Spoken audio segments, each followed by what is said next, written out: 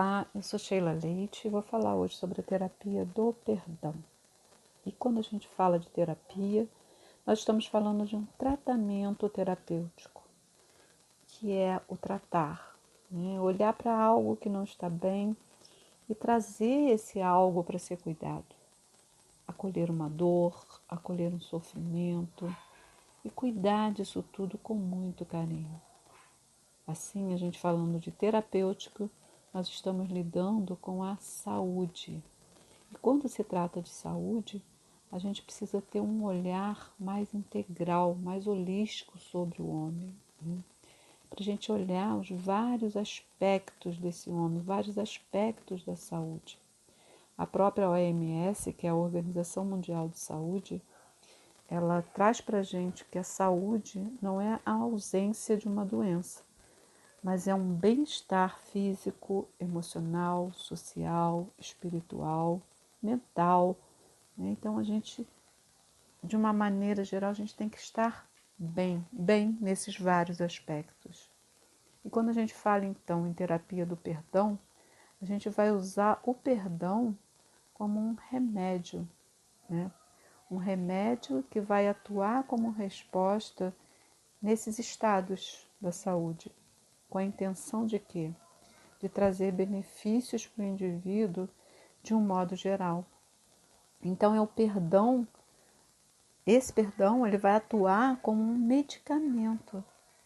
E é um medicamento, gente, que não é uma dose única, porque a gente não se perdoa de uma hora para outra, né? O perdão ele precisa ser elaborado. A gente precisa olhar para o fato.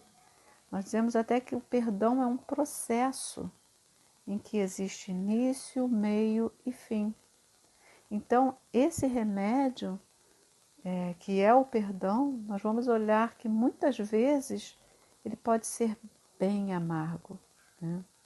Mas lembrando que é isso que vai fazer bem, é isso que vai trazer alívio para certas dores, para certos ressentimentos, para certas mágoas, porque tem muita coisa que a gente guarda, né? Muitas lembranças de momentos que não foram resolvidos por algum motivo, mas que ficam ali, fica dentro da gente, está ali estacionado, está naquele nosso quartinho onde a gente vai colocando só as coisas que a gente não quer ver, que a gente não precisa ver, que olhar para aquilo dói, mas vai chegar um certo momento da vida em que a gente precisa olhar para isso, para trazer até alívio, para a gente ter uma vida mais leve, mais saudável, né?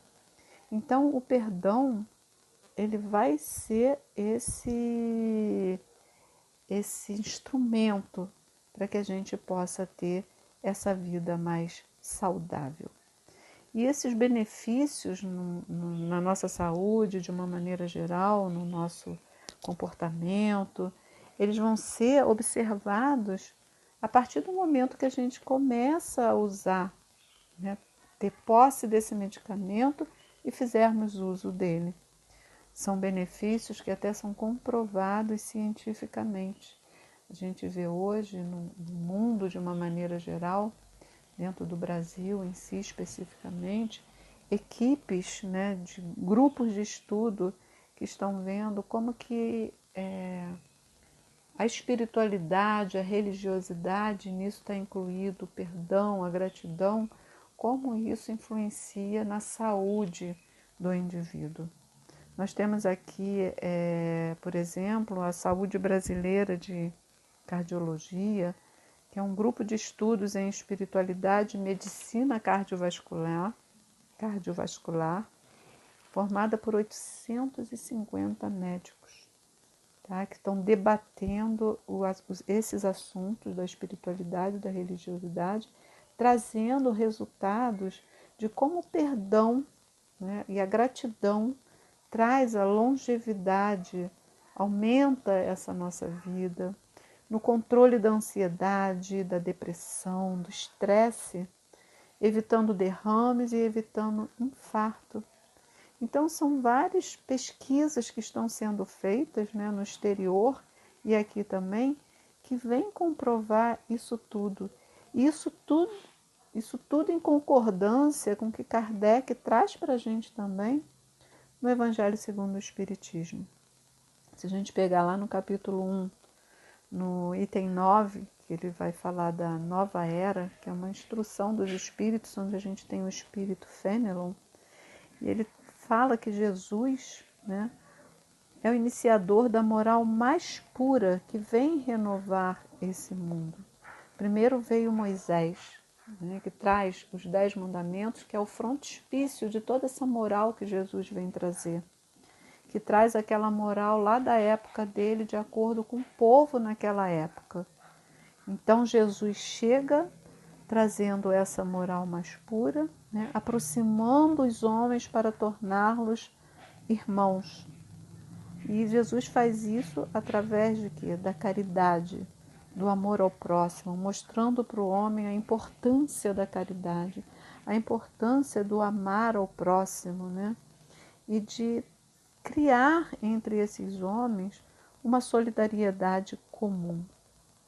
Então, Fenelon fala lá que essa moral de Jesus há de transformar a terra e dela fazer uma morada para espíritos superiores aos que hoje a habitam. Ou seja, é nós, os homens que hoje estão aqui, é se renovar, é procurar criar métodos da gente poder colocar essa moral de uma maneira mais viva na gente, é trabalhar essa moralidade, porque hoje, olhando para o homem, ele está muito bem obrigado na inteligência cognitiva. Né? O homem hoje, a tecnologia está muito avançada, mas a gente ainda precisa muito cuidar dessa moral. Então a gente consegue perceber aí a necessidade urgente do perdão. Quando Jesus fala da caridade, quando Jesus fala do amor ao próximo, a gente vai ver implícito nisso tudo a palavra perdão. Porque a caridade traz aquele bipzinho, bip, que é a benevolência, a indulgência e o perdão. A benevolência é você fazer o bem sem olhar a quem. Como a gente vai fazer o bem se a gente não perdoar? Se tem aquele irmão ali em que eu não quero nem ver a cara dele porque ele me fez mal. Então não dá para eu fazer o bem. E Jesus traz bem isso, é fazer o bem sem olhar a quem.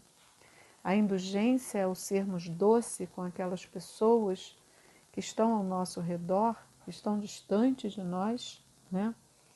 É o perdão, nós devemos estar o tempo todo, porque se a gente for olhar de uma maneira geral para esse BIP, a palavra comum que existe ali é o perdão. Ele aparece na benevolência, ele aparece na indulgência e ele aparece por si só como perdão. E o amor ao próximo? Eu consigo amar o meu próximo sem o perdão? Que amor seria esse, né? Um amor meio capenga, meio manco, que não é o amor que Jesus quer para a gente, né? Então Jesus, quando fala para a gente, reconcilia-te com teu inimigo enquanto estás a caminho, é uma coisa muito séria. Quando ele vem falar da necessidade do perdão, é uma coisa tão forte que Kardec, lá no Evangelho segundo o Espiritismo, todo o Evangelho, ele usa aqueles primeiros 4 capítulos para falar da verdade de Jesus, das leis, daquilo que Jesus vem trazendo. O capítulo 5, ele fala das nossas aflições, dos nossos momentos atuais e das nossas aflições passadas, da necessidade que a gente tem, né, de nos melhorar, porque a gente está passando por momentos de aflições. Esse mundo é um mundo de aflições. Ele fala no capítulo 6 desse Consolador, que é o Espiritismo, que vem trazer um consolo para a gente diante de tantas aflições. E daí em diante Kardec coloca para a gente do perdão. Ele fala sobre a necessidade que a gente tem de perdoar, de amar o nosso próximo, de amar o nosso inimigo, do perdão que a gente precisa trabalhar, e vem toda uma orientação de como eu preciso me dedicar a esse perdão. toda uma orientação de como trabalhar, de como eu passar por esse processo do perdão. E nós vamos ver que o perdão, ele pode ser de uma maneira racional, né, ou de uma maneira emocional. O perdão racional é aquele perdão que a gente perdoa sem ir no fundo do coração. É aquela coisa de eu perdoo, mas Deus está olhando, né? Não é uma coisa mais profunda como é o emocional. É aquele perdão com o coração. É o perdão que toca a alma. E esse sim é o perdão mais difícil, mas é o mais louvável aos olhos de Deus. São questões mesmo, né, passadas que abalaram de uma forma ou de outra as estruturas da pessoa. E muitas vezes são delegadas ao tempo, porque são demoradas, né? Depende de decisão, depende de atitude. Então a gente delega o tempo, porque o tempo ele traz novas experiências, ele traz mais maturidade para a gente, até para a gente mudar o nosso ponto de vista em relação a essas grandes mágoas, né? Mas na maioria das mágoas, muitas vezes, são coisas pequenas, são coisas que se a gente olhar para o nosso orgulho, para a nossa vaidade, deixar um pouquinho de lado, a gente pode utilizar sim essa medicação do perdão. Mas cada um, né, sabe a dor que traz no peito, cada um sabe do seu sofrimento. Mas é só a gente lembrar também a questão do auto-perdão, né? Porque muitas vezes a gente não se perdoa pelo fato de não conseguir perdoar. É uma cobrança, né? Principalmente nós como espíritas achar que devemos sempre ter que perdoar.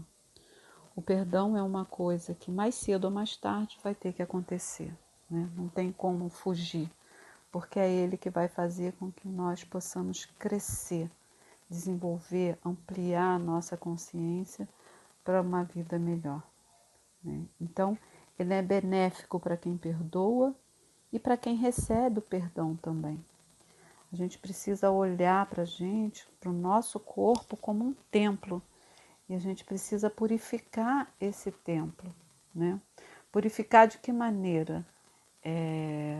Ter um compromisso e uma responsabilidade com a nossa libertação, a gente libertar daquilo que nos faz sofrer, libertar da nossa dor.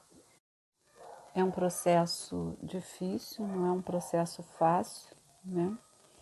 Mas a gente tem que lembrar também que ninguém veio aqui para comer merenda, né? Nós viemos aqui para aprender, nós viemos aqui para poder vivenciar aquilo que tem que ser vivenciado para aprendermos a seguir em frente. Então é a gente lembrar que quando a gente vai utilizar o perdão, ele não é uma concordância, eu não tenho que concordar com o que o outro fez, mas respeitar o outro naquilo que ele é, porque se eu sou imperfeito, o outro também é. E não desistir, né? Nunca da gente, nos dá essa oportunidade. A oportunidade da gente aceitar esse convite de Jesus, quando ele nos convida a dar o primeiro passo, para olharmos para essa questão de modo a ressignificar. Então seria o momento de uma ressignificação de tudo isso, né? Mudar o nosso ponto de vista, olhar de uma forma mais madura para aquilo e tentar, de uma maneira ou de outra, dar um outro significado e, enfim, a gente usar essa medicação que é o perdão.